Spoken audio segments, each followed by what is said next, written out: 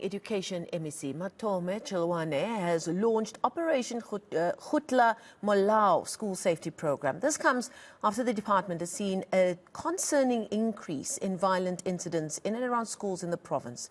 The initiative has been developed to ensure that the majority of schools are peaceful and disruption-free. For more on this, I'm joined by the MEC himself virtually from here in Johannesburg. MEC, thank you so much for your time this evening. I think it was earlier this year that you had to send in a reply to a question from the opposition asking about what seemed to be an increase in violent incidents in schools in the province over the last 5 years or so. And it's in that answer that you gave some really stark and concerning numbers in terms of what your department is having to deal with in terms of crime taking place on our various school premises across the province. And some of those numbers are, you said at the time that altogether there were 94 incidents of violent crime in Gauteng schools in the last 5 years. Before we get into this program, give us a sense or paint a picture for us about how serious this problem with violent crime on our school premises are. Good evening to your viewers.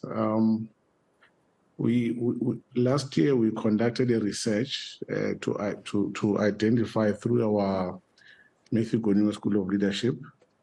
And that research gave us 275 schools that are in high-risk areas.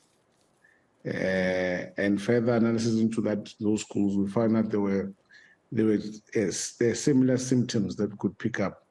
First of all, the security lapse in the school was their first problem. A lapse in vandalism was high in those particular schools.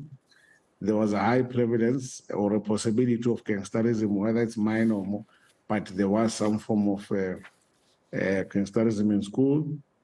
And we also, obviously, the discipline of learners was also one of the symptoms that we picked up. So it was a wide range. But however, one of the reasons why we've launched this, or the key reason why we've launched this campaign is to ensure that we bring back into those identified 275, and obviously we'll roll out. We bring stability so that conducive learning and teaching can resume in those schools because they are highly disrupted or they are prone to disruption. So that is in the first place. So we're protecting the learner, we're protecting the educator, protecting the school infrastructure, but also we're mobilizing the mass community to come on board, more importantly, the parents. So that is the key pillars of our strategy to ensure that we get, and obviously the law enforcement. So we beefed up with Kgutla Molao. We're recruiting 5,000 patrollers who will be guarding our schools day and night. We are also using adopt a cop strategy. We're continuing with it. For instance, where we launched it today, Kalabucha, the local police station had committed to adopt the school, so they will regularly be visiting that school. But also more important, the search and seizure is one key tool we'll be utilizing, and that will be random. So in these high-risk schools in high-risk areas, I don't want to, there's no school that is a high risk. It's the area, the environment, the immediate environment that affects the school. So this is what we'll be doing. But more importantly, we're also dealing with the psychosocial aspect because some learners are prone to peer pressure towards substance abuse, peer pressure towards gangsterism, and peer pressure towards amongst many other social ills that we might know of. So we also, within the strategy, we've also encompassed the aspect of the social well-being of the learners. If we find learners with substances on them, we undertake a process to rehabilitate them and reform them too, so that we can put them back in the system. We don't want to leave anyone behind. Let me see if I could just come in there for a second before you tell us even more about this program. I wanted to know what kind of engagement there was between your department and these schools that you've identified, over 250 schools in high-risk areas. And I'm glad you have defined it there, saying that the schools aren't high-risk, it's the areas that they find themselves in and the communities that they find themselves in, sadly. What kind of engagement was there with the schools? Because I think immediately when you speak about search and seizure operations, I suppose we've lost our innocence, that the issues of crime are so serious in these areas that we no longer can try and protect the innocence of schools where children will just automatically be safe, and that there needs to be a certain hard-handedness now to try and really take a hold of the scourge of violence that's affecting the schools and their pupils and their teachers who actually want to be at school. Was there a communication with the schools just to talk about what kind of impact having patrollers around will have, having these search and seizure operations on the school premises would have? Because that would be, I suppose for some kids, it would be quite a scary prospect to see patrollers or even cops on the premises who are generally there to keep them safe, but it's not the kind of people that you'd normally have in their space. Not true. We don't intend to turn our schools into military camps. That is not our intention.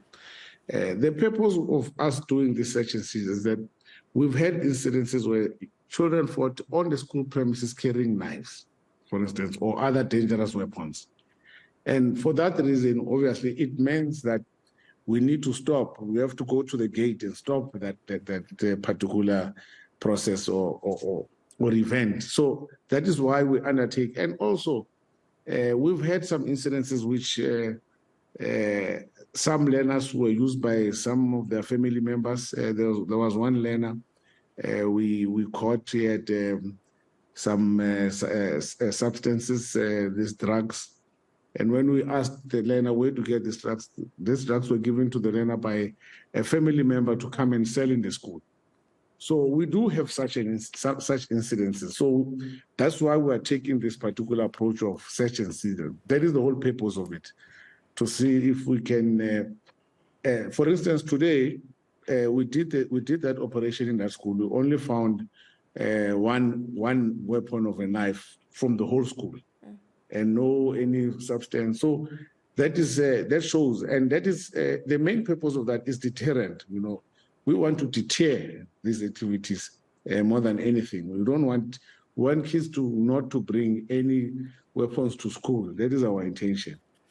And I suppose on top of all of that, you want other children to feel safe to come to school, those who are not involved in that kind of thing. Just before I let you go, Missy, because we are sadly running out of time, how long do you expect Operation Kgutla Molao to go on for? And what kind of monitoring and evaluation is going to be in place so that you can keep tabs on how it's going with this operation in the schools? Yes. Now, we are going to customize this operation to each school. We're going to tailor it, because remember, the challenges in schools differ. The challenges that you'll find in a school in an area such as El Dorado is not the same as the challenge you'll find in a school in Tembisa. So we have to customize this particular intervention. And that is the key part of the strategy, is that we're going to tailor each intervention that is for each school, so that we are resolving the problem of that particular school for it to function. So the time frame, as long as up until we get the school right, we don't want to say it's 1 month, we're done, because people can be patient for a month. All they need to know is that we'll be there until the school works efficiently. That includes also the training that we are giving to the school leadership, the principal, the educators, the SGB, the parents, the safety committee. We're also empowering them to help us to ensure that we tackle this particular problem. Okay, we're going to leave it there. Thank you so much for joining us this evening. That's the Gauteng Education MEC, Matome Chiloane, joining us virtually from here in Johannesburg.